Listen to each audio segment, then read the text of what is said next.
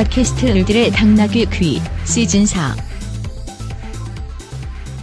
와글와글 우리 시대의 을들의 외침 본격 페미니즘 노동방송 을들의 당나귀기. 네, 안녕하세요. 한국여성노동자의 솔키입니다.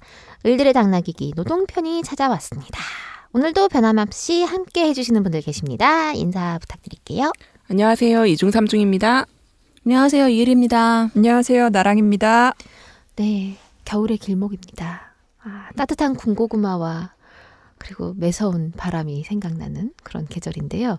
올해 겨울은 살을 잡아 뜯을 듯이 춥대요. 그런 예보가 있습니다. 지난 여름 더위 기억하시죠? 예, 그 더위만큼 춥다고 합니다. 그러니까 다들 겨울 대비 단단히 하시고 아프지 않고 따뜻한 겨울 보내시면 좋겠습니다.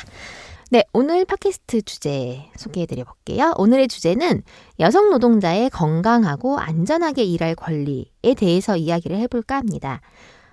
일하면서 건강한 것 혹은 건강하게 일하는 것이 어떤 것인가라고 하는 걸 생각을 해보게 됐는데요. 노동자들에게 건강권이라고 하는 것이 굉장히 중요한데 그러나 사실 실제적으로 노동자들에게 건강권이라는 것이 정말 주어져 있는가라고 하는 질문을 많이 하게 됩니다. 흔히들 이제 많은 뉴스들에서 뭐 산재를 당해서 누군가 돌아가셨다라고 하는 기사를 접하는 일들도 많고 되게 오래된 어떤 작업 환경 속에서 드러나지 않게 서서히 이제 골병이 들어가는 그런 노동자들도 많습니다. 이런 일들, 그런 일들을 우리가 미연에 예방을 한다면 좀 더 우리는 건강하게 행복한 삶을 누릴 수 있지 않을까 하는 생각이 드는데요. 자, 그래서 이을님? 네, 그 한국 사회에서 진짜 노동하면서 건강 지키고 사는 게 되게 어려운 것 같다는 생각을 많이 듭니다. 뭐 고용 불안정, 장시간 노동, 그다음에 소득의 양극화, 무한 경쟁 이런 사회에 살면서 노동자가 몸과 마음 그리고 정신의 건강을 유지한다는 게 거의 기적이 아닐까 이런 생각을 하게 되는 것 같아요. 네, 저는 예전에 SNS에서 이런 짤을 본 적이 있어요. 요즘 어떻게 지내냐는 질문에 청년 노동자로 보이는 사람이 나야 뭐 직장인답게 건강과 돈을 맞바꾸고 있지. 이런 대답을 하는 그림이었는데요. 잘 먹고 잘 살기 위해서 노동도 하는 건데 말 그대로 한국 사회는 죽도록 일해야 되는 그런 상황이 노동자들의 일상인 것 같습니다. 네. 그러니까요. 그러니까 자본뿐만 아니라 가부장제에 의해서도 제 이름처럼 이중삼중의 착취구조 속에 일하며 살아가는 여성 노동자들의 건강할 권리는 더 심각하게 침해되지 않을까? 이런 생각을 막연히 했었는데요. 오늘 같이 얘기 나누면서 이런 부분의 의심들을 확인해보고 오면 좋겠습니다. 네, 그래서 모셨습니다. 한국노동안전보건연구소에서 활동하고 계시는 최민님을 소개하겠습니다. 안녕하세요. 네, 반갑습니다. 어떤 일을 하고 계시는지 또 단체는 또 어떤 단체인지 잠깐 소개를 해주시겠어요? 네, 저는 지금 한국노동안전보건연구소라는 시민단체에서 일을 하고 있는 직업환경의학 전문의입니다. 저희 단체는 이름에 있는 대로 노동자들의 건강 문제 그리고 안전 문제에 대해서 시민단체로서 함께 연대하고 또 연구하고 교육하고 그런 활동을 하고 있고요. 저는 이제 거기서 직업환경의학 전문의라는 자격을 가지고 활동가로 같이 일을 하고 있습니다.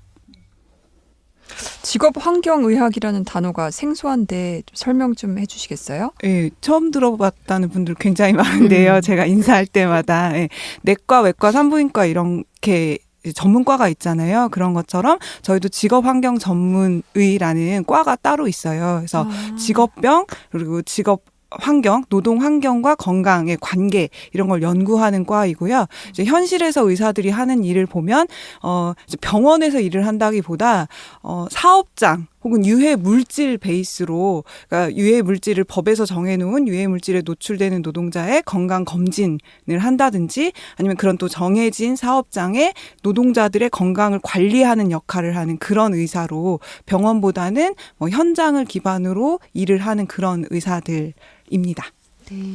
멋진 일이네요. 대학병원에도 과가 있고요. 그리고 예전에 산업의학이라고 불리던 분야라고 해야 되나? 과인 네. 거죠. 네. 네. 그래서 직업환경의학으로 이름을 바꾸면서 최근에 이제 환경성 질환들, 그래서 예를 들어 가습기 살균제 피해 문제라든지 아니면 핵발전소 주변의 이제 주민들의 건강 문제 이런 것들도 저희 과에서 다루는 문제들이에요. 아, 그렇군요.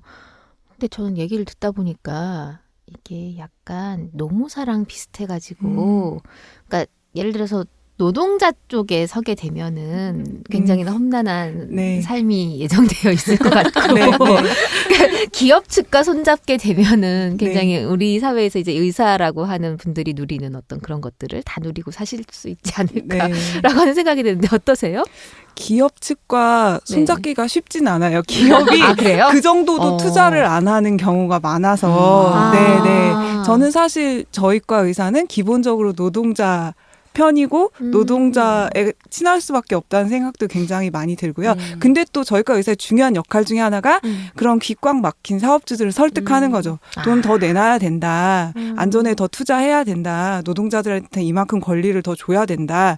왜냐하면 그래야 안전하게 일할 수 있고 그게 생산성에도 도움이 되고 너희들에게도 좋은 일이다. 이런 걸 설득하는 게 또 굉장히 중요한 또 역할입니다. 아, 그렇군요. 네. 근데 이게 전문의 과정으로서 하나로 개설되어 있는 과라고 네네. 하는 거죠? 매년 한 1년에 35명에서 40명 정도 전문의가 나오고 있어서 네. 굉장히 조그만 과예요. 의사를 지망하는 분들이 생각을 잘 안 할 것 같기는 하네요. 네네. 그런데 아까 말씀드린 건강 검진 중에서 이제 납이라든지 유해 가스라든지 이렇게 법으로 한 200여 가지를 정해놨어요. 그래서 그 물질에 노출이 되는 노동자는 꼭 저희과 의사한테 검진을 받아야 되거든요. 그런 점에서 이제 의사로서의 역할이 어느 정도는 정해져 있고 그것 때문에 이제 병원에 취직을 해서 일을 할 수가 있는 거죠. 그것 때문에 좀 건강 검진 같은 막 치료나 바쁘게 돌아가는 병원보다는 좀 상대적으로 현재는 건강한 노동자들을 만나고 이런 일을 좋아하는 분들이 요새는 많이 지원을 하고 있습니다. 아, 예전보다는 많이 하고 네. 있다. 네. 어쨌든 우리 사회 소수자 네. 분들이시라는 소수자. 네. 생각이 또 들긴 하는군요. 네. 네, 노동자 건강권 활동가면서 이제 직업환경의학 전문의이시기도 한 우리 최민님과 함께 오늘 노동자 건강권 그리고 여성 노동자의 일과 건강에 대한 이야기를 나눠보기로 하겠는데요. 사실 오늘 이 주제는 저희가 을당 시즌4 에피소드를 기획하면서는 이제 고려하지 않았던 주제였어요. 그런데 팟빵 게시판에 올라온 한 애청자분의 특별 요청이 있어갖고 저희가 다루게 되었습니다. 네, 어떤 내용이었죠? 네, 이런 댓글이 달렸었어요. 올해가 원진 레인 노동자들과 그 고 문송명 군의 산재 사망 30주기를 맞는 해여서 그런지 노동계와 시민사회계에서 이를 기억하기 위한 움직임이 진행되고 있는 것으로 알고 있습니다. 30년 전 원진 레이온에서 멈추지 않고 삼성 반도체와 구의역 사고 등 2010년대에 이 현재에도 산업재해가 계속되고 있는 우리 사회 현실을 보면서 정말 가슴이 답답합니다. 을들의 당나귀 위해서 언제 한번 산업재해와 여성 노동자에 대해서 다뤄주시면 감사하겠습니다. 이런 댓글이었습니다. 네. 저희 을당은 청취자 여러분들의 제안을 소중하게 생각합니다. 네. 청취자가 원하는 대로 이루어지는 방송, 바로 을당입니다. 여러분 의견 많이 남겨주세요. 네. 자, 근데 원진 레이온, 문송명군 산재 사망 30주기. 우리 청취자분들이 잘 모르실 것 같아요. 이제 어쨌든 우리 노동의 역사 중에 한 부분인데 우리 민님께서 살짝 소개해 주시겠어요? 네, 엄청 훌륭한 애청자시네요. 네, 그 60, 70년대에 이제 한국 경제가 급속하게 커지는 과정에서 노동자들이 아주 다양한 측면에서 희생이 됐잖아요. 그러니까 경제 발전이 먼저라고 하면서 제대로 된 보상을 못 받는다든지 아니면 제대로 인간 대접도 안 해주는 그런 환경에서 일을 한다든지 그렇게 희생하고 양보했던 것 중에 하나가 안전과 건강 문제였던 것 같아요. 그러니까 정말 많은 노동자가 안전조치가 전혀 되어 있지 않은 상황에서 일을 하다가 뭐 광산에서 공장에서 숨지고 중독되고 그런 일들이 있었는데 경제가 먼저 크려면 나라가 발전하려면 어쩔 수 없다 이렇게 뒤로 밀려진 문제들이었습니다.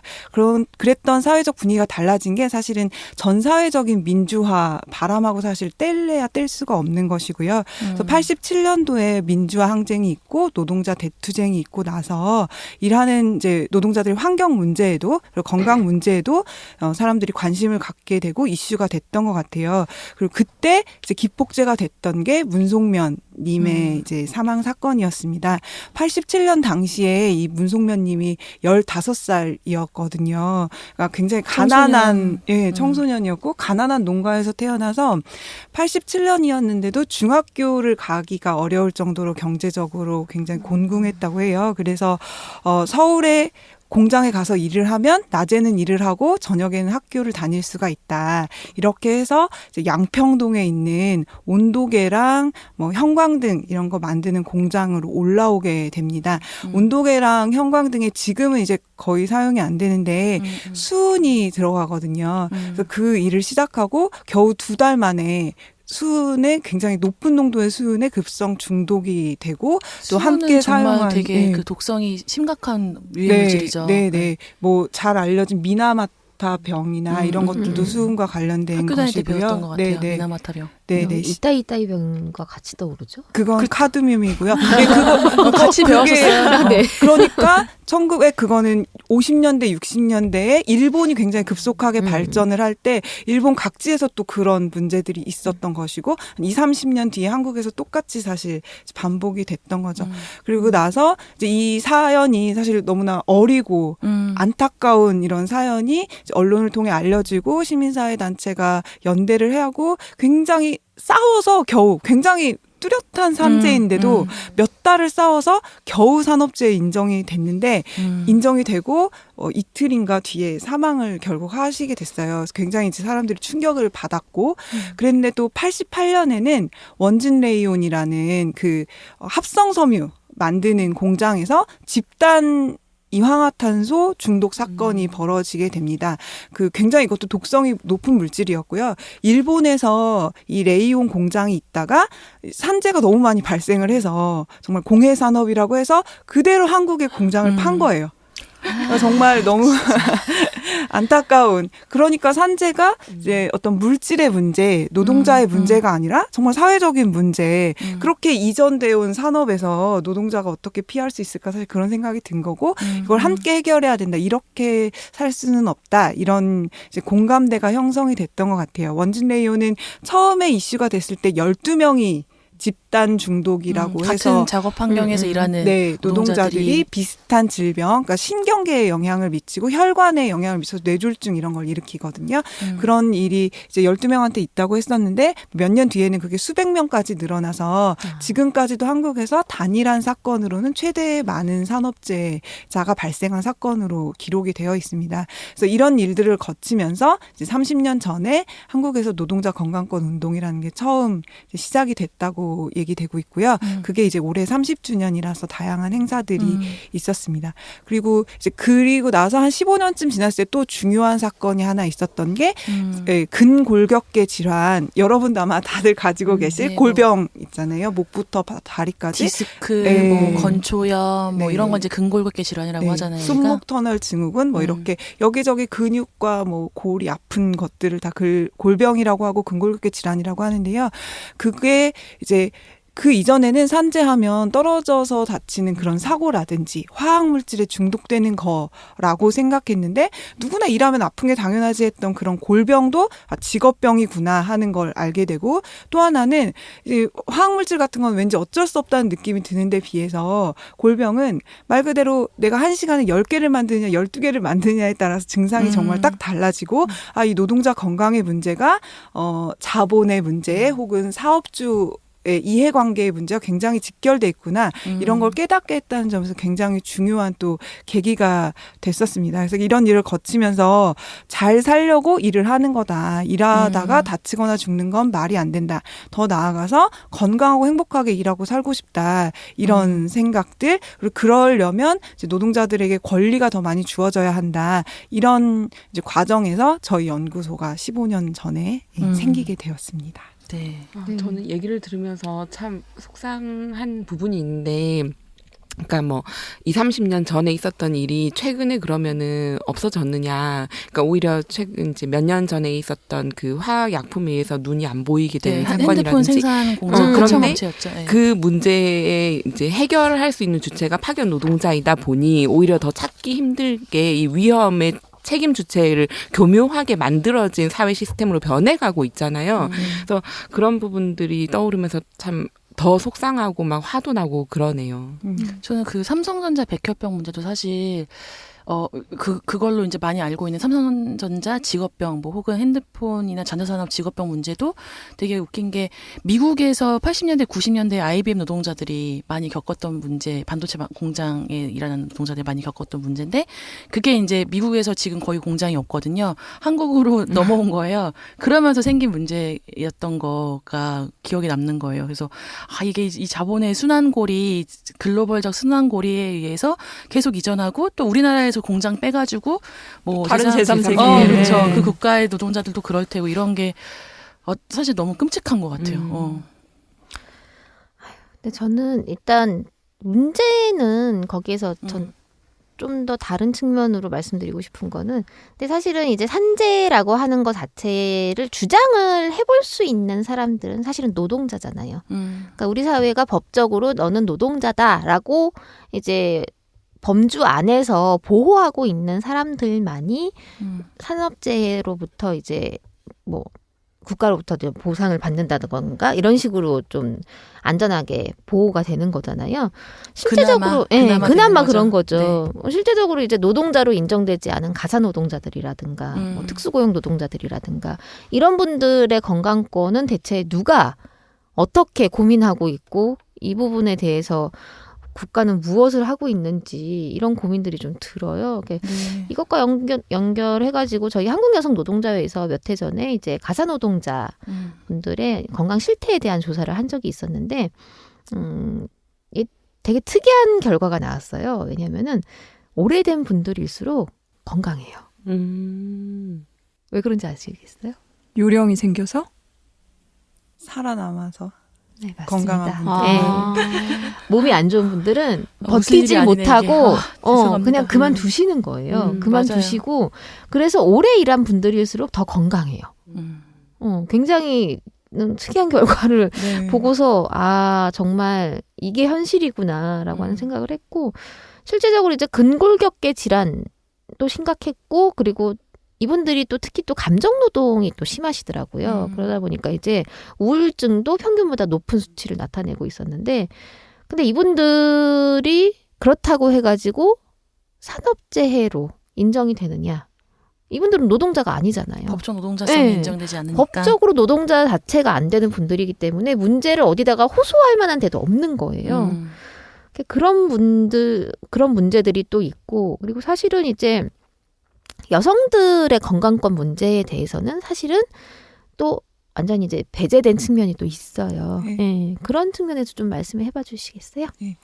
그래도 이제 그 건강권 역사에서 여성 노동자 건강 문제가 또 중요한 역할도 많이 했어요. 근골격계 질환도 아까 말씀드린 사례는 이제 2000년대 초반에 대공장에 이제 제조업 남성 노동자 중심으로 제기가 되면서 법제화되었지만 사실 제일 먼저 집단적으로 근골격계 질환을 직업병으로 제기한 거는 여성 노동자였거든요.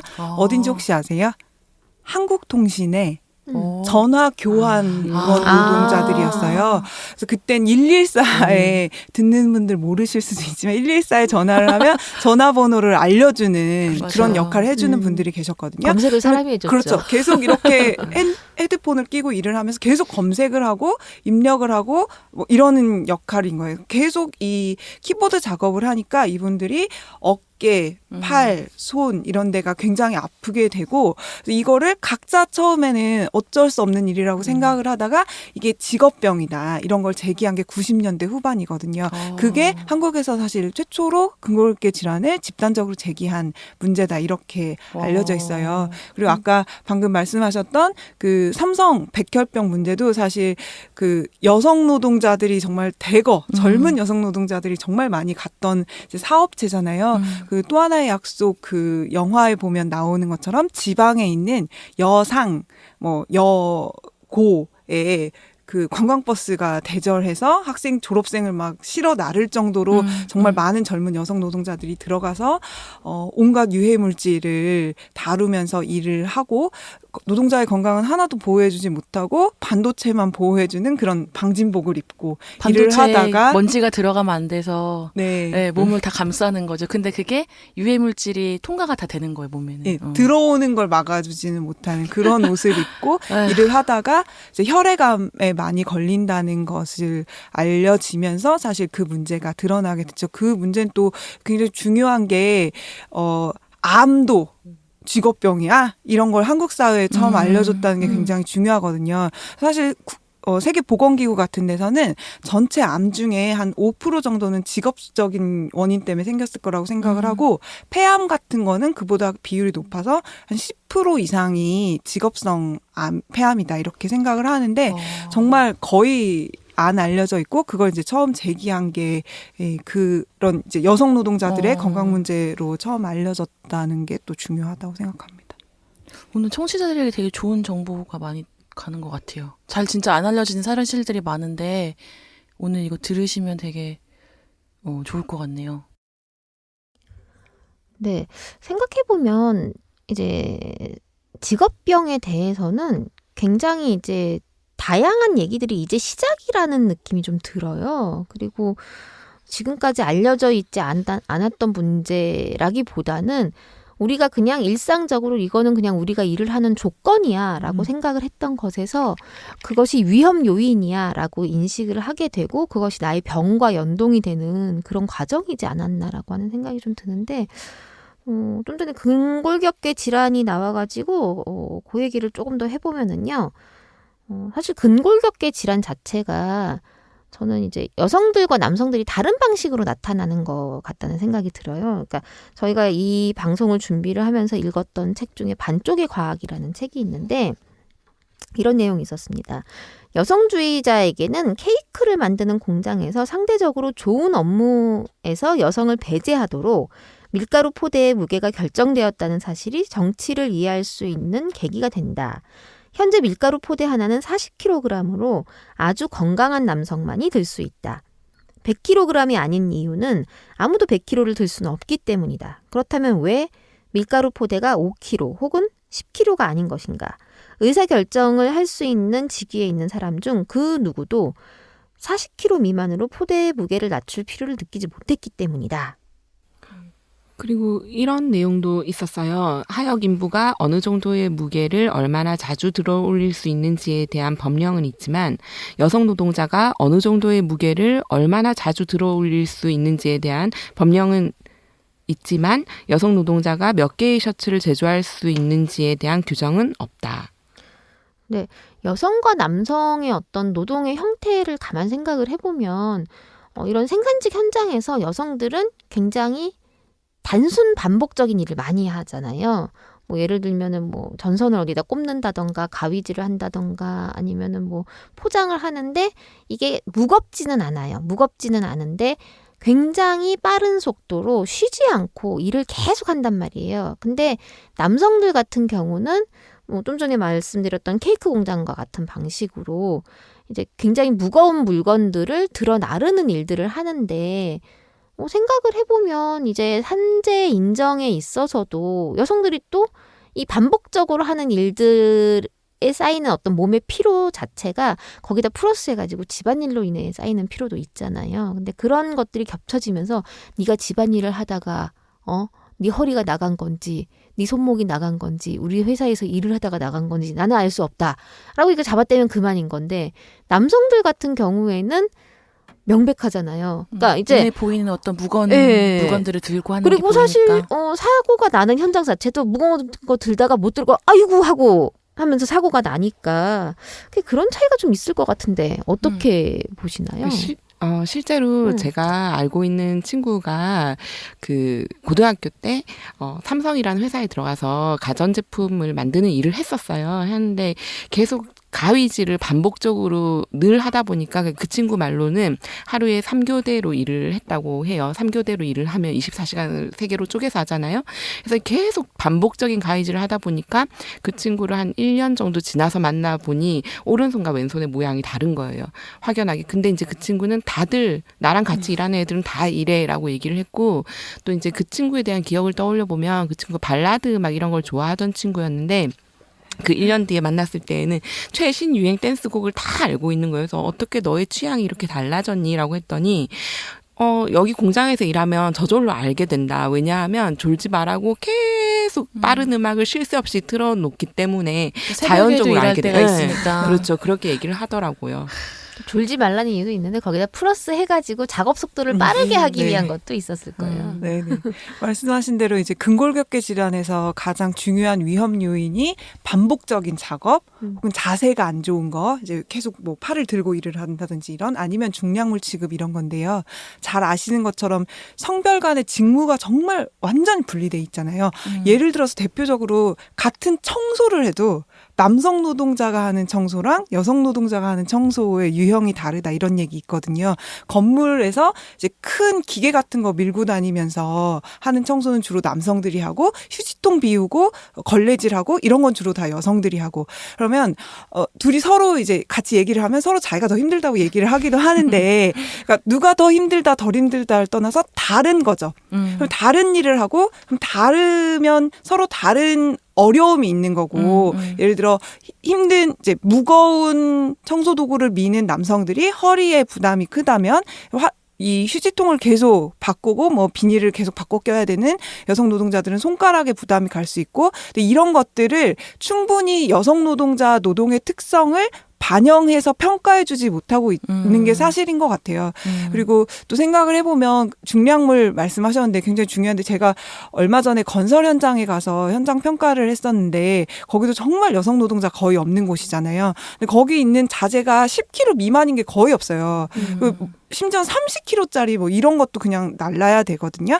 근데 그러니까 만약 여성 노동자들이 그걸 똑같이 들고 나르면서 일을 하긴 어려운 거죠. 근데 건설 일이 여성 노동자한테 맞지 않는다기보다 예를 들어 자재만 좀 더 작고 경량화되어 있으면 사실 지금보다는 여성들이 훨씬 더 쉽게 진출할 수 있지 않을까 그런 생각이 들고 생각해 보면 또 그게 마치 저상버스가 장애인들한테만 좋은 게 아니라 유모차 끄는 사람 심지어 그냥 짐 많은 날도 좋은 것처럼 중량물이 더 작아지면 경량화되면 남성들도 이 20kg짜리 2개씩 막 들고 나르는 게 좋을 리는 없잖아요. 그러니까 사실 모두에게 좋지 않을까. 젠더 관점이 들어가면 여성뿐 아니라 모두에게 좋다 그런 생각이 정말 들고요.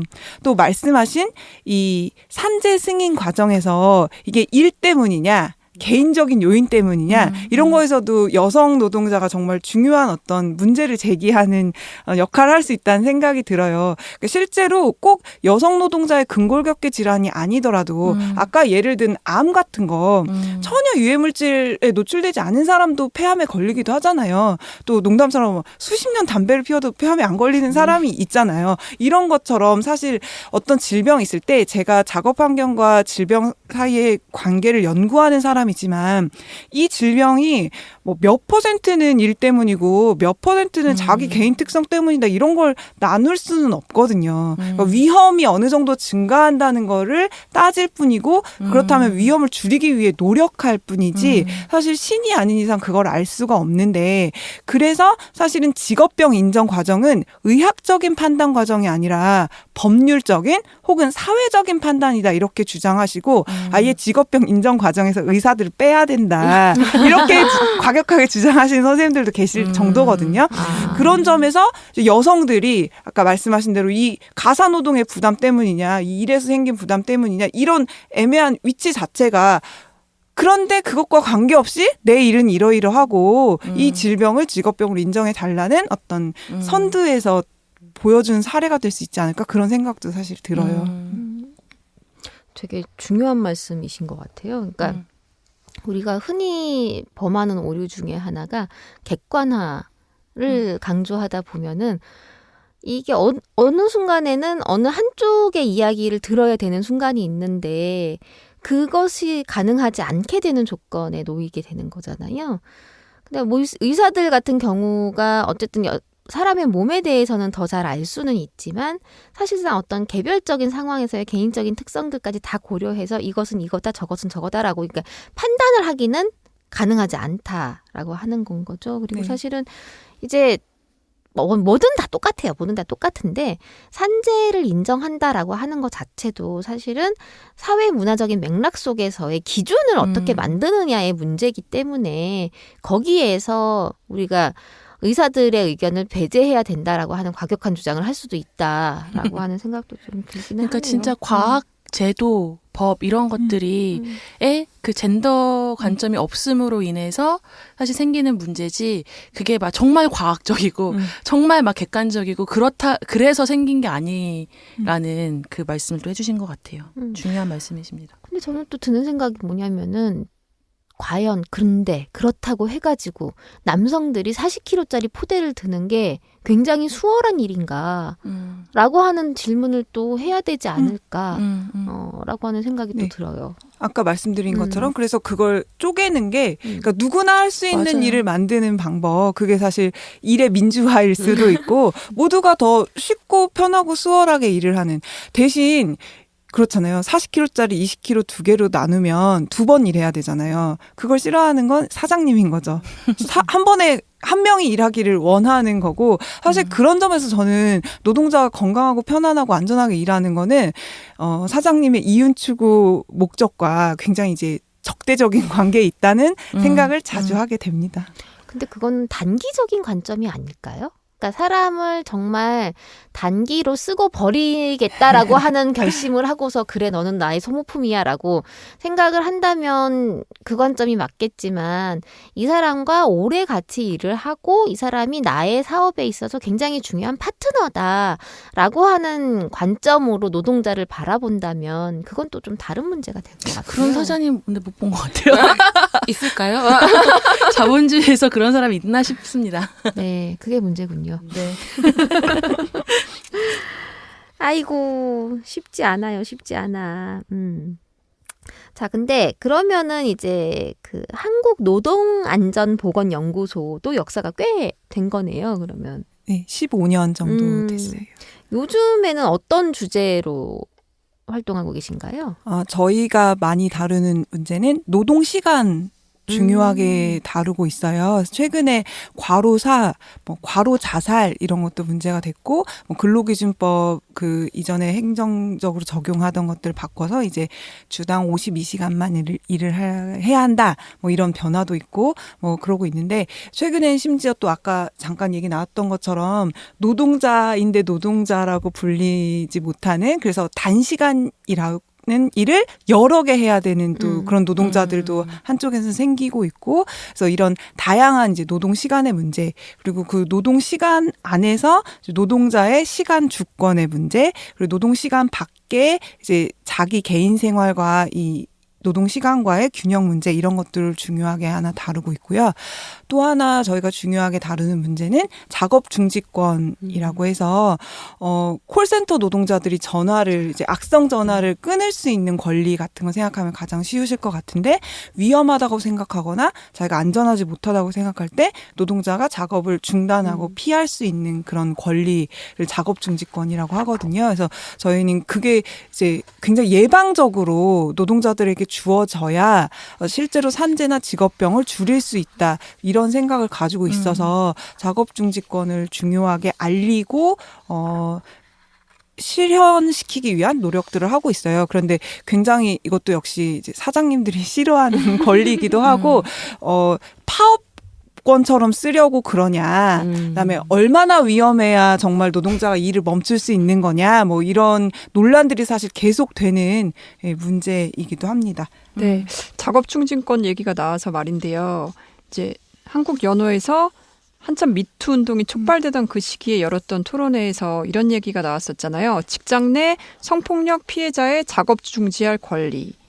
네, 그게 기억나는데 성폭력 이제 성희롱 직장 내니까 성희롱이죠. 성희롱 피해 역시 산재로 봐야 하고 성희롱 현장에서와 이 건이 해결되기까지 작업을 거부할 권리가 있어야 한다는 그런 내용이었습니다. 네, 독일에서는 실제로 이런 제도가 있다고 해요. 독일은 일반평등대우법 제14조에 성희롱 피해자 보호를 위한 작업 거부권을 명시하고 있는데요. 직장 안에서 성희롱이나 괴롭힘을 당한 경우 사용자가 적절한 조치를 취하지 않거나 부적절한 조치를 취할 경우 노동자는 자신을 보호하기 위해 필요한 임금 지급을 받으면서 업무를 정지할 수 있는 권리를 행사하도록 명문화하고 있는 거죠. 법 체계가 달라 이를 그대로 가져올 수는 없지만 직장 내 성희롱 문제를 안전하고 건강한 노동 환경을 위협하는 문제로 인식한다면 산업안전보건법의 작업 중지권의 측면에서 접근해서 독일과 같은 법을 제정할 수 있을 거라고 생각합니다. 네. 저희가 원래 사실은 이제 작업 중지권 얘기를 시작을 한 지는 좀 오래됐어요. 좀 오래돼서 처음에 작업 거부권이라고 하는 얘기로 시작을 했거든요. 그러니까 독일에서도 이제 작업 거부권이라고 하는 명문화된 제도가 있다.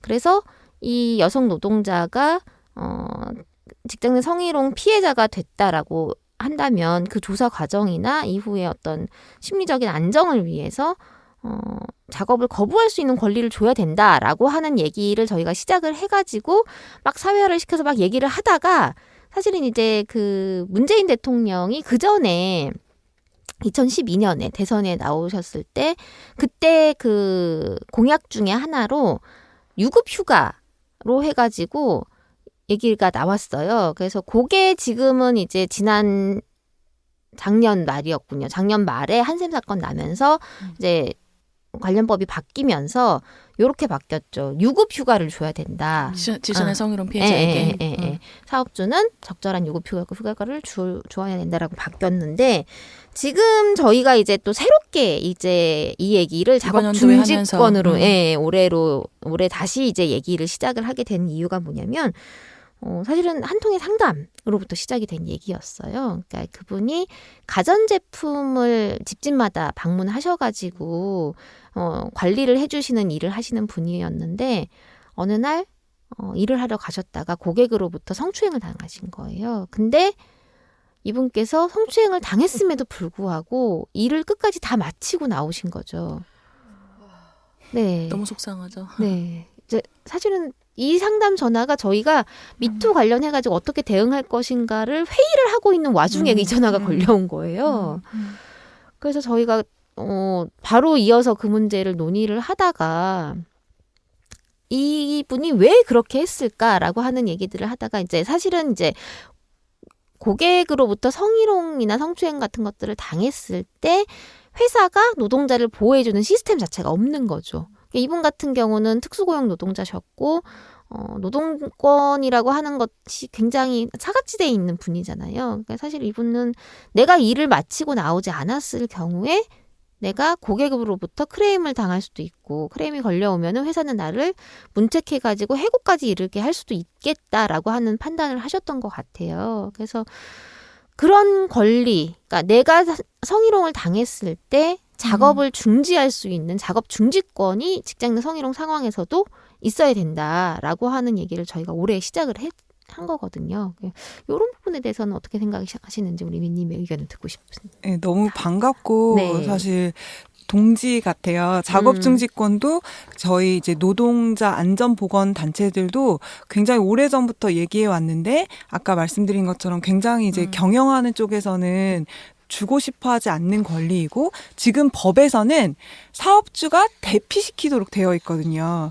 그러니까 노동자는 보고를 하고 그러니까 대피 정도는 정말 할 수 있을지 몰라도 자기가 작업을 중지하고 다른 이제 동료들까지 막 대피를 시키고 그렇게 했다가는 나중에 고소와 징계를 면하지 못할 수도 있어요. 그래서 실제로 그런 분도 계셨죠. 네, 그런 사례도 많고요. 그러니까 회사가 예를 들어서 사고가 났는데 그래서 이 노동자는 이게 안전사고라고 생각을 해서 일단 작업을 멈추고 이제 주변의 노동자들을 대피시켰는데 나중에 알고 보니 그 사고가 생각보다 큰 게 아니었어요. 그랬더니 회사가 너가 30분 동안 이 컨베이어 벨트를 멈추는 바람에 우리가 3억을 손해를 봤다. 이렇게 손해배상을 청구하고 뭐 이런 일들이 있죠. 사실 그런 점에서 이거는 노동자가 악의를 가지고 경영주를 괴롭히려는 수단으로 이걸 멈춘 게 아닌 이상 오해에 의해서 멈춘 거라 하더라도 이거는 권리가 보장이 돼야 우리가 미연의 사고를 방지하기 위한 이 작업 중지권의 어떤 의미가 산다고 생각해요. 성희롱도 저는 마찬가지로 생각하는데 성희롱이나 성추행이 발생했을 때 멈추는 건 사실 너무 당연한 거고 그 전에 위험할 것 같은 상황. 어떻게 보면 사실은 그런 개별 집을 혼자, 여성 혼자, 요즘과 같이 성폭력이 횡행하는 시대에 혼자 가는 1인 이 업무 자체가 사실 굉장히 위험한 건 아닌가? 2인 1조로 하는 게 좀 더 보편화되는 것이 맞지 않나 이런 생각이 들 정도인데 당연히 그런 작업중지권이 보장이 되어야 된다고 생각하고 직장 내 성폭력이나 직장 내 성희롱 때문에 발생한 건강 문제, 그게 신체적이든 정신적이든 건강 문제 전부 다 산재에 해당이 당연히 되고요. 지금도 산재로 보상이 되고 있기도 해요. 말씀하신 특수고용 노동자나 뭐 이렇게 사각지대에 있는 노동자들이 있는 건 분명한 사실이지만 그리고 또 하나 중요하고 말씀드리고 싶은 거는 만약 이게 법적으로나 성폭력 혹은 성추행이 증명되지 않았어도 그 과정에서 어쨌든 내가 받은 이제 건강상의 문제가 있으면 그건 산재로 인정이 되어야 한다. 그러니까 회사에서 정당한 인사권을 행사해서 인사권은 회사 거라고 하잖아요. 그래서 내가 막 평가를 시키고 그거는 회사가 할 수 있는 권한이지만 그 과정에서 이 노동자가 너무나 스트레스를 받아서 우울증이 생겼다면 이건 산재거든요. 그러니까 이게 성추행이 꼭 법적으로나 회사의 사규 수준에서 증명되지 않아도 그것 때문에 뭔가 굉장한 고초를 겪었다면 그건 산재로 보상받을 수 있어야 되고 그런 것들을 사실 여성 노동자들이 더 많이 적극적으로 제기해야 된다 그런 생각도 들고요. 같이 이 문제를 여성 노동자 건강 문제, 여성 노동자들이 작업에 대한 자기 통제권 중지를 포함한 그런 권리를 가져오는 문제로 같이 좀 더 제기해 보면 좋겠다는 생각이 드네요. 그 연대해 봅시다. 네. 그 직장 내 성희롱 피해자들이 사실 이제 그렇게 바로 그러니까 그 상황을 벗어난다 하더라도 그 이제 그 성희롱과 성추행과 뭐 성폭력 그 다 포함한 그 상황을 벗어난다 하더라도 사실 2차 가해 이런 게 사실 너무 심각하고 그래서 저희 뭐 그 조사 결과에도 있지만 거의 70%, 약 70%가 다 퇴사에 이르고 그 이제 조사하고 막 하는 그 과정에 너무 그 지난함과 고통 때문에 그런 상황인데 근데 이런 작업 거부의 권리가 적극적으로 좀 보장이 된다면 그러면 그런 이제 진짜 성희롱 당한 건 난데 내가 나갈 일은 좀 없어지지 않을까라는 생각이 많이 들어요. 법이 실효성 있게 현장에서 작동을 하려고 하면 굉장히 디테일한 부분들까지를 좀 봐야 된다라고 생각을 하는데 그러니까 한 노동자가 성희롱을 당해서 내가 회사를 다닐 수 없는 상황이 돼요. 그러면 회사에도 나의 성희롱을 증명해야 되는데 일단 그만두고 나면 생계가 막막하잖아요. 근데 법으로는 성희롱으로 인해서 회사를 그만둔 경우에 실업급여를 수급이 가능하게 되어 있는데 실제 고용센터에서는 그럼 그것이 성희롱인지 법적인 판단 혹은 노동부의 진정 결과가 있을 때까지 주지 않겠다라고 또 고용센터는 얘기를 한단 말이에요. 그러면 그 기간 동안 생계가 막막해지는 거죠. 말 그대로. 근데 이게 이제 증명되기까지 몇 달이 걸려가지고 또 그걸 산재 신청하려고 하면 또 산재를 승인하는 기관에 나의 성희롱을 다 이걸 증명해야 되는 근데 이제 성희롱이 단순히 노동부 진정만으로 되는 게 아니라 형사 고소도 같이 병행되는 경우들이 있으면 이 노동자는 무려 5개 정도의 기관에 나의 피해 사실을 내가 다 입증해야 되는 상황인 거예요. 이 피해자인 상황에서. 그래서 저는 법이 굉장히 디테일하게 피해자를 보호할 수 있는 좀 원스톱 시스템이라든지 이런 것들을 보완하지 않으면 피해자가 감히 나의 피해를 호소하기는 굉장히 어려운 시스템적인 오류를 갖고 있다라고 생각합니다. 맞습니다. 제가 만약에 법적으로 그것이 이제 성추행이 아니라 하더라도 피해가 있으면 산재라고 했지만 사실은 그게 잘 또 승인되고 있진 않아요. 저희가 이제 2017년에 이런 정신질환 이제 산재 신청 들어왔던 건을 쭉 다 분석을 해봤었는데, 그러니까 질병판정위원회거든요. 그 이름이 산재를 승인을 할지 말지를 결정하는 데가. 근데 거기서 자꾸만 그런 걸 판단하려고 하는 거예요. 이게 정말 폭력적인 상황이었나? 이게 정말 성희롱이었나? 사실 거기는 그런 걸 판정할 수 있는 권한도 없고 능력도 없는 곳인데, 그러니까 만약에 나중에 정말 아니었다고 하면 그때 행정적으로 처리를 하면 될 것이고, 제가 본 사건은 그런 거였어요. 과학실 안에서 이제 과학 교사가 이 과학 실무사 선생님을 문을 이제 닫아놓고 몇 시간 동안 엄청 언어적으로 폭력을 행사를 했는데, 그것에 대해서 문을 열고 나갈 수도 있었다. 과학실이라는 공간이 그 사람에게 익숙한 논리다. 공간이다. 그러면서 그렇기 때문에 이걸 인정을 소름 안 끼쳐. 해준 사례가 있었어요. 근데 그걸 보면서 사실은 정말 뭐 안희정 재판이에요. 정말 너무 비슷하죠. 정말 위력은 저희도 있으나, 위력 생각했어요. 위력은 있으나 위력을 행사하지 않았다. 왜 나가지 않으니 결정권이 그렇지. 있었던 거 아니니. 너같이 뭐 이런. 스마트하고 똑똑한 여성이 왜 안 그랬냐. 막. 네. 그런 생각이 정말 들죠. 비슷한 측면이 있는 것 같아요. 그 반쪽의 과학 책에도 그런 얘기가 나오는데, 이제 여성이 가부장제에서 여성이 가진 지위가 사실 자본주의에서 노동자가 가진 지위랑 비슷한 면이 있어서 비슷한 양상으로 벌어지는 이제 문제들이 있고, 이중 삼중의 그런 고통이 여성 노동자들한테 정말로 더 씌워지는 게 분명히 있는 것 같아요. 근데 이 시점에서 잠깐 확인을 해보고 싶은 게 있는데, 그러니까 여성과 남성의 산재 신청률이나 인정률에서 차이가 좀 있다고 알고 있어요. 네, 차이가 크죠. 네. 저도 여기 오느라 오랜만에 찾아보고 반성을 했는데 여전히 정말 차이가 크더라고요. 이제 여성 임금 근로자, 그러니까 노동자 중에 여성 비율이 지금 45% 정도 되는 거 맞나요? 지금 남성 노동자가 지금 한 1,000만 좀 넘고 그다음에 여성 노동자가 877만. 네. 그래서 정도예요. 보니까 45, 55 이 정도, 그러니까 네, 굉장히 네. 비슷해졌잖아요. 그런데 전체 산재 건수 중에 여성이 20%. 신청률은 사실 알 수가 없어요. 분모를 모르니까. 이해가 되시죠? 근데 전체 1년에 산재가 10만 건 정도거든요. 그중에서 그러니까 2만 건 정도가 여성인 거죠. 말하자면 20% 정도인 거예요. 그러니까 원래는 경제활동 인구, 그러니까 노동자 중에 40%니까 40% 정도 되는 게 맞는 거죠. 20%라는 거 자체가 비율로 가야 벌써 되는데. 굉장히 적은 건 아닐까? 그러면 이제 그런 얘기가 나오죠. 남성들이 다 위험한 일을 하고 있다. 그래서 그런 것이 아닌가. 맨날 저 소리.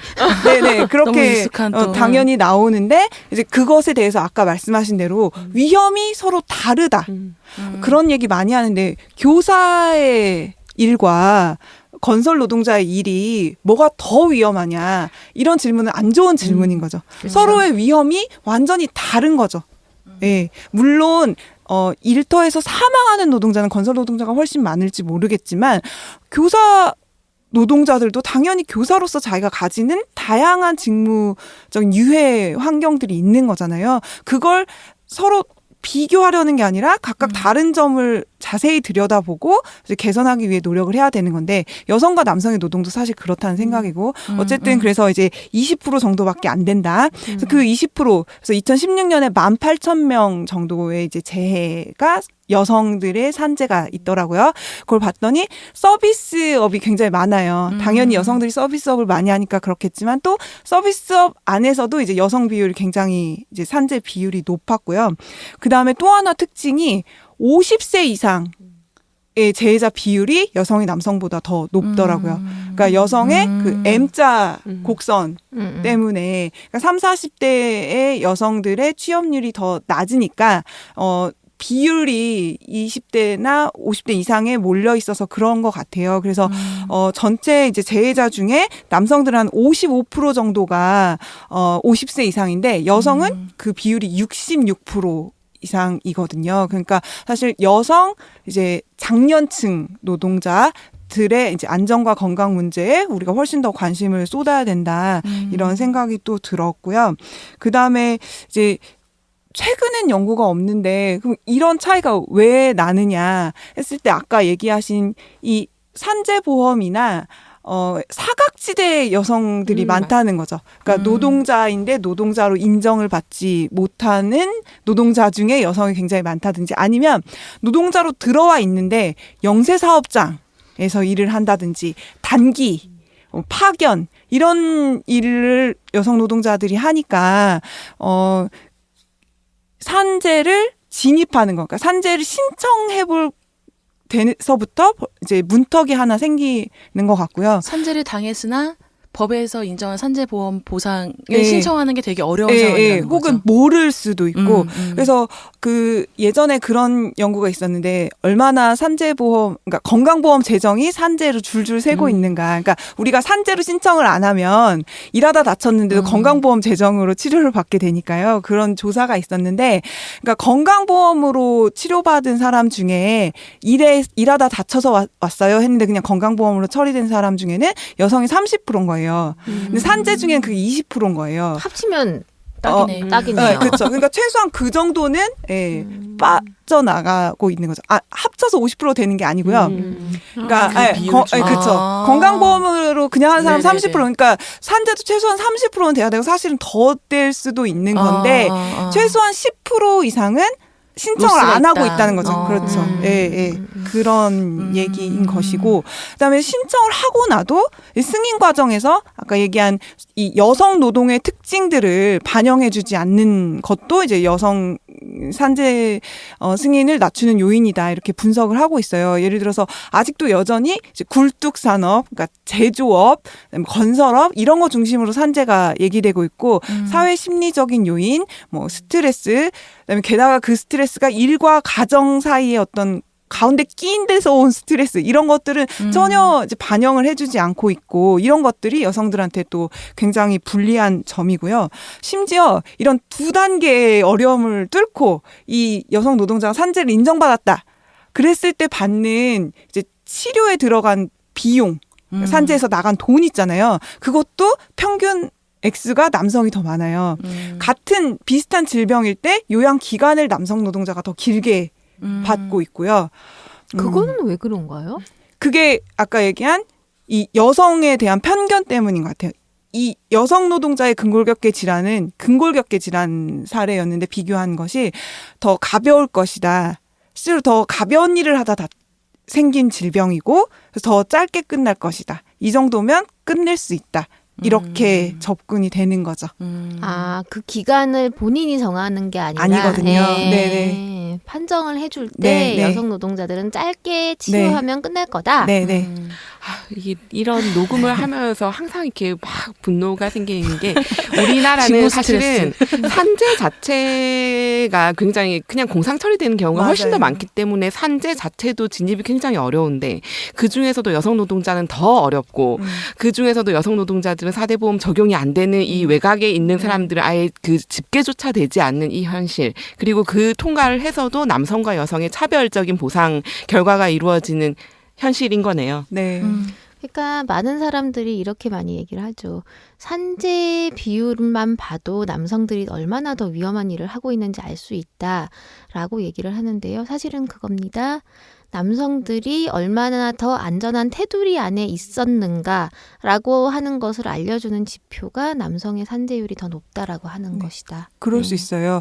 테두리라고 말씀하시니까 정말 딱 떠오르는데 같은 노동조합에서 조사를 했는데도 뭐 다쳤을 때 산재를 신청하겠다 안 하겠다 응답을 설문조사를 하면 남성이 더 산재 신청을 하겠다고 더 높은 비율이 대답을 하는 거예요. 그거는 정말 직장 문화도 있는 거죠. 그 내가 여기서 권리의식의 그 차이가 내가 여기서 산재를 신청을 할 때 노동조합이든 회사든 지원과 혹은 그런 권리를 주장할 수 있는 어떤 배경 이런 것들이 여성 노동자를 주저앉히고 있다는 심지어 같은 노동조합 안에 있어도 그런 걸 보면 말씀하신 게 정확한 지적이라고 근데 생각합니다. 그러니까 사회제도가 그런 거를 견인할 수 있는 역할을 해야 되는 거잖아요. 그 젠더의 관점을 가지고 제도를 편성을 하고 뭐 이를테면 질병판정위원회에서 산재 그 승인을 할 때도 그런 걸 고려해서 이제 하고 이렇게 해야 되는 건데 그러면 이제 사실 좀 따라가잖아요.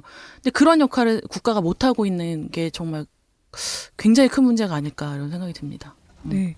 그래서 정말 그런 관점 자체가 없다 보니까 평가를 그럼 어떻게 세계적으로 그럼 여성과 남성이 정말 직무가 다른데 어떻게 이거를 평가를 할 것인가 이런 거에 대한 어떤 합의 같은 게 거의 전혀 없고 연구도 정말 굉장히 없어요. 제가 이제 여성 산재 노동자 이렇게 예전에 가지고 있던 자료들 말고 혹시 업데이트된 게 없나 해서 오기 전에 막 급하게 찾아봤는데 그렇게 좀 체계적으로 음. 국가 전체 정도 규모에서 나온 그런 보고서도 사실 굉장히 몇 년 동안 별로 없는 것 같고 그래서 과제가 많습니다. 네, 연구 작업 같은 거 많이 하셨으면 좋겠네요. 네. 연구자분들이.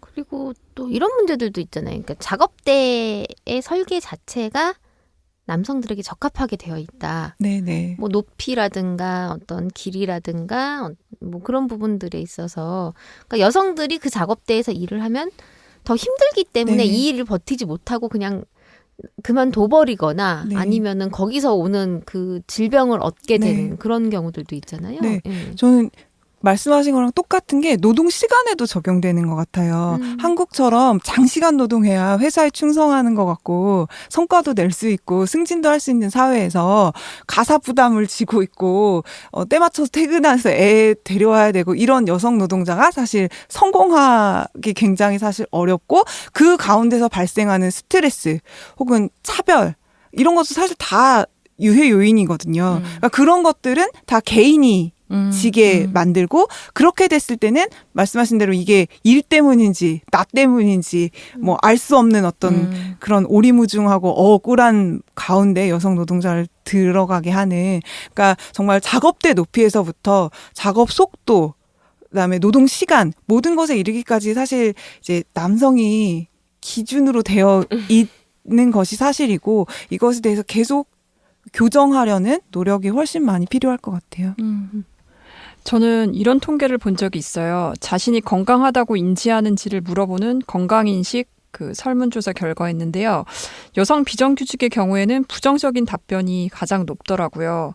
50% 이상의 그 여성 임금 노동자가 비정규직인 현실을 고려했을 때 이런 결과에 좀 마음이 많이 쓰이는 게 사실인데 그리고 현재 병이 있는데 치료를 받고 있는 비율도 비정규직의 경우 많이 낮은 걸 보았는데요. 고용 안정과 건강도가 이제 당연히 연관이 있을 것 같은데 혹시 여성 비정규직 노동자의 건강 관련한 조사 결과도 있나요? 당연히 말씀하신 대로 이제 비정규직 노동자가 전반적으로 정규직 노동자에 비해 같은 일을 하거나 뭐 그럴 때 다 건강이 신체, 정신, 뭐 병가 뭐든지 다 나쁜 걸로 되어 있고요. 여성에서 그 차이가 사실 더 큰 것처럼 보여요. 아주 최근에 굉장히 대규모로 이제 전국적인 이제 조사에서 그 고혈압을 봤는데요. 여성 비정규직이 이제 여성 정규직보다 고혈압이 훨씬 더 많다. 근데 남성은 정규직과 비정규직이 그렇게 차이가 나진 않더라. 그래서 그 연구진들이 뭐 저희과 연구진도 아니고 그냥 내과 의사들인데도 그 이유는 여성 비정규직이 남성 비정규직보다도 더 고용의 불안에서 오는 문제들을 가지고 있기 때문이다. 이런 얘기가 있었거든요. 근데 또 재밌는 거는 그 비정규직 노동자가 비정규직 노동자가 정규직 노동자보다 우울증이나 이런 게 거의 2배 가까이 뭐 1.7배에서 뭐 2배 이상으로 더 높게 나타납니다. 그럴 것 같잖아요. 당연할 네. 것 같아요. 그런데 또 신기한 거는 그 없던 우울증이 퇴직한 다음에 생기는 비율은 정규직이 사직했을 때가 더 높아요. 왜냐하면 비정규직은 워낙 퇴직이 일상화되어 있기 때문인 것 같아요.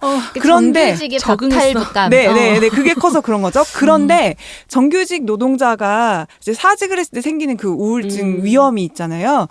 남성 가구주일 때보다 여성 가구주일 때 훨씬 더 높아요. 그러니까 여성 가구주인 정규직 노동자가 갑자기 잘렸을 때 얼마나 이 사회에서 아무 보호 없이 내던져지는지가 이제 가장 높은 이 우울증 발생률 이런 걸로 드러나는 것 같습니다. 그러니까 사실 여성들의 이 고용 불안 지금 정규직이라 하더라도 사실 고용 불안이 깔려 있는 그쵸. 사회잖아요. 특히 고용 단절이 많이 되니까. 네, 뭐 3, 40대 이상 여성들의 고용 불안이 기본적으로 있는 상태이기 때문에 그런 고용 불안이 여성 노동자들의 건강에 당연히 다양한 방식으로 악영향을 주고 있죠. 듣다 보니까 이게 비정규직으로 산다는 것은 너무나 위험하고 우울한 일이라고 하는 이런 얘기들이 눈물 나요. 너무나 많은 것들의 어떤 조사 결과나 연구 결과들이 이것을 다 입증을 해주고 있는 것 같아요. 네. 아까 초반에 인상적이었다고 하신 그 메탄올 사용하다가 파견 노동자들이 뭐 집단적으로 정말 젊은 노동자들이 실명한 사고가 있었잖아요. 그것도 파견 노동자였고 3, 4차 이상 하청 업체에서 벌어진 일이었어요. 그런데 이 두 가지가 동시에 서로 엮이면서 작용을 하고 있는데 위험한 일이니까 그쵸. 외주와 파견을 주기도 하고요. 또 동시에 같은 일을 해도 파견 노동자이기 때문에 정보에도 접근이 어렵고 뭐 노동조합을 결성해서 여기에 대항하기도 어렵고 그다음에 본인 마음도 그럴 것 같아요. 예를 들어 제가 파견 노동자로 갔더니 뭐 무슨 알코올인지 모르겠지만 엄청 많이 쓰고 있다.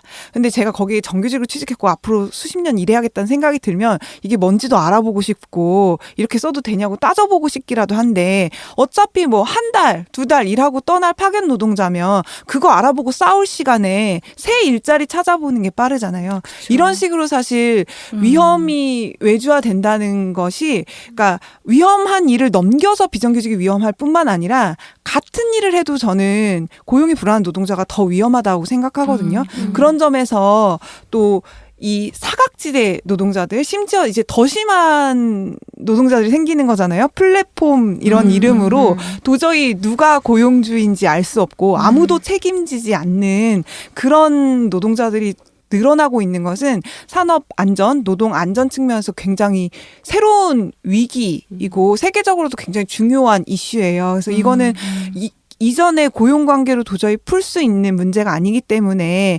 이전처럼 사업주에게 책임을 묻는다. 뭐 이런 물론 우리는 책임도 잘 못 묻고 있지만 이제 그런 접근으로도 해결되지 않기 때문에 정부가 나서서 이 사각지대들을 어떻게 안으로 보호의 테두리 안으로 들여올 것인가 굉장히 중요한 과제죠.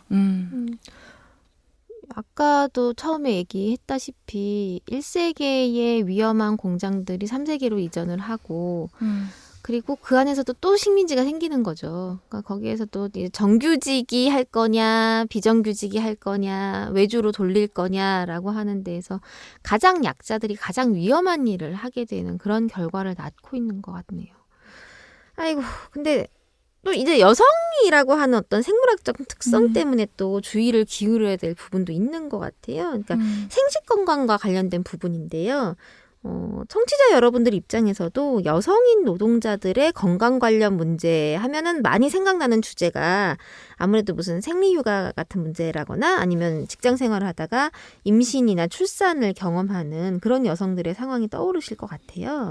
네, 저희 그 항공연호에서도 올해 1월에 2차례 인터뷰 기사도 쓰고 뭐 칼럼도 냈던 그 파리바게트 재판 기사들의 건강권 문제가 요 하니까 생각이 나는데 먼저 모성건 관련해서 여성들이 임신했다고 하면 사업장에서 이제 퇴사를 종용받는 경우가 이렇게 한 축으로 있고 또 그리고 임신했다고 해도 업무 강도나 시간에 대한 어떤 고려 없이 고강도 노동을 계속 시킨다든지 그냥 뭐 야간 노동 이런 건 사실 임산부는 금지돼 있는데 그거를 뭐 이렇게 가라로 어떻게 막 조작을 해서 조작이라기보다는 이제 어떻게 막 이렇게 꼼수를 부려서 야간 노동을 그대로 시켜갖고 건강상의 뭐 태아의 문제를 또 일으킨다든지 하는 경우가 많이 있었고 뭐 하열이 심한 경우 자연유산이나 이제 태아의 문제가 생기는 경우도 이렇게 많이 있고 실제로 파리바게트 그 재판 기사 같은 경우 저희가 인터뷰했던 경우에도 막 하혈을 하는 중이어서 빨리 병원에 가야 되는데 그럴 때 이제 어떻게 보면 작업 중지의 권리가 필요한 건데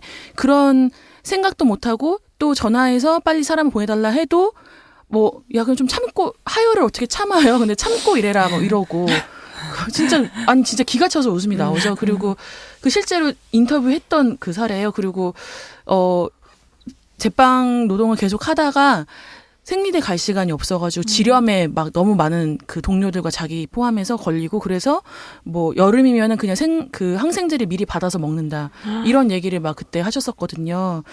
그런 문제들이 많이 있는데 요거 관련해서도 좀 얘기를 해주시면 좋을 것 같아요.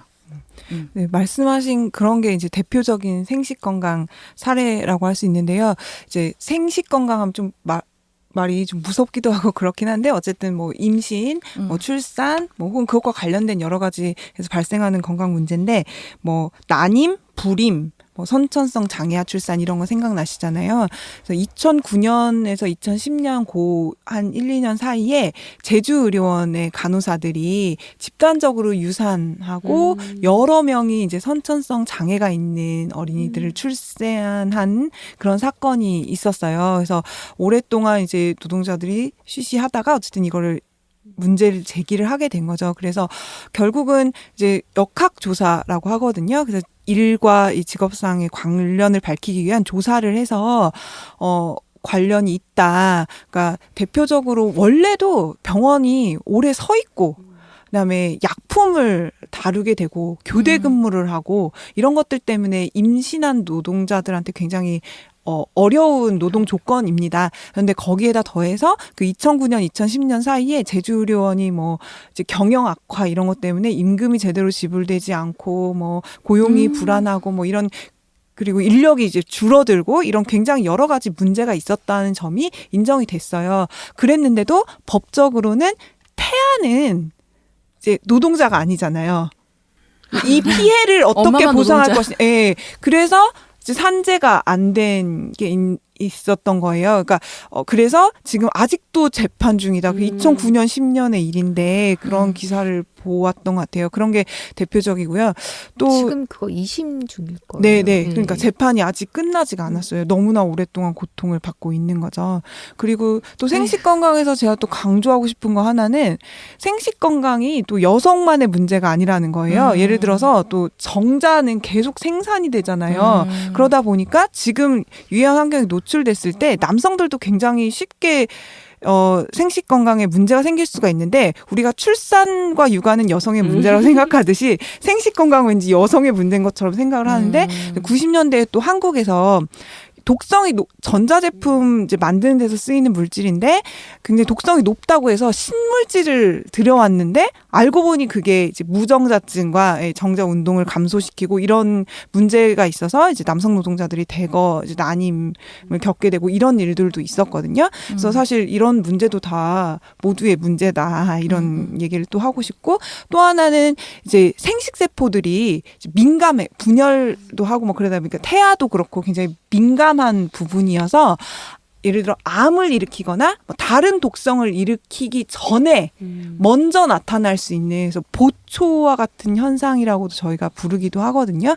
그래서 대표적인 게 이제 삼성 그 백혈병 그 여성 노동자들이 증언을 들어보면 암이 백혈병들 중 혈액암이니까 그 암이 발생하기 전에 그리고 암은 발생하지 않았던 수많은 여성 노동자들이 생리불순이라든지 아니면 생리통이 너무 심하다든지 아니면 생리 과다라든지 이런 호르몬 불균형이라든지 이런 다양한 문제들을 먼저 겪었다는 거예요. 그래서 이런 일들이 있을 때 아까 앞에서 얘기 나왔던 작업 중지 같은 거 뭔가 문제를 먼저 제기할 수 있고 이런 권리가 보장이 되면 얼마나 좋을까. 그러니까 생식 건강 문제도 누구의 한 명의 뭐 임신을 하고 출산하고 그런 문제가 아니라 우리 모두의 건강에 어떤 적신호 이런 걸로 받아들여지면 좋겠다 그런 생각이 듭니다.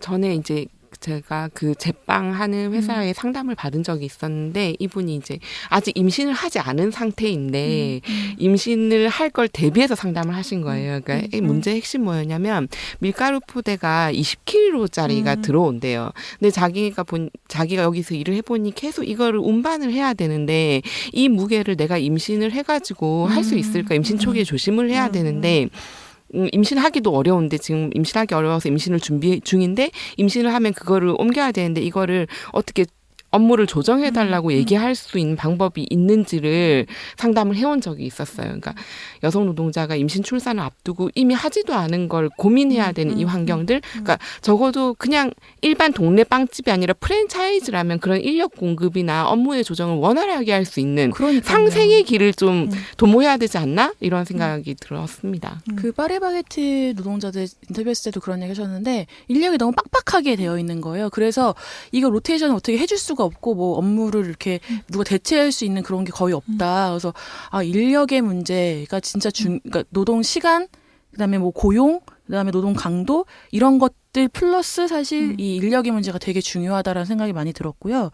그리고 이제 그런 것 같아요. 그 저출산, 인구절벽 이런 것 엄청 지금 얘기 많이 하고 있잖아요. 그 여성들한테 애 안 낳는다고 막 뭐라고 하고 그래서 우리가 그 세시스타 조기 퇴근 시에 그런 구호도 외쳤잖아요. 나라는 낳으라고 하고 국가는 낳으라고 하고 근데 회사에서는 낳으면 뭐라고 하고, 뭐, 누구 말 따르라는 거냐, 이런 얘기 하는데, 그 건강권 문제도 결국 이 안에 있는 것 같다는 생각이 많이 듭니다. 국가의 역할이 너무나 중요한 것 같아요. 네. 오늘 이렇게 노동자 건강권 그리고 특히 여성 노동자들의 건강에 대한 이야기를 나눠봤는데요. 건강을 지키기 위해서 필요한 것은 굉장히 다양한 것들이 있겠지만 그중에서도 가장 중요한 건 시스템 안에서 우리를 보호해 주느냐라고 하는 문제인 것 같습니다. 그리고 그 시스템 안에서의 기준이 제대로 되어 있는가라고 하는 문제도 있겠고요. 우리가 늘 이제 일을 하면서 살지만 이 일을 하는 노동 환경이 노동에 포함된 업무인가 아니면 건강 위험 요인인가라고 하는 판단 이 하루빨리 이제 진일보할 필요가 있다라고 하는 생각입니다. 특히 이제 여성들을 배제하지 않고 함께 일할 수 있는 환경을 만드는 것이 정말 중요한 문제인 것 같고요. 그다음에 건강은 정말 중요한 문제입니다. 여러분 아프시면 빨리빨리 병원 가시고 산재인 것 같다라고 하시면 산재 신청하시고 따져보시면 좋겠습니다. 이제 먹고 살기 위한 노동을 하면서 우리가 왜 노동을 합니까? 행복하게 먹고 살라고 노동을 하는데 건강을 잃으면 모든 것을 다 잃는다라고 하는 말도 있잖아요. 예. 오늘 굉장히 실질적인 내용들 많이 다뤘던 것 같고요. 어떻게 느끼셨어요, 다들? 그러니까 건강하게 일하고 이제 그 회사에서 건강하게 일하고 내가 뭔가 다치거나 아플 때 잘 치료받고 쉴 수 있는 권리와 함께 이제 초반에 노동시간 그 요새 한노보연에서 많이 제기한다고 말씀하셨는데 사회 전체가 좀 생산성과 효율을 향해서 미친 듯이 달려가는 이런 사회가 아니라 좀 더 좀 여유 있게 나를 돌보고 가족을 돌보고 동료를 돌보면서 그렇게 천천히 좀 갈 수 있는 그런 사회가 되면 정말 좋겠다는 생각이 들었어요. 네.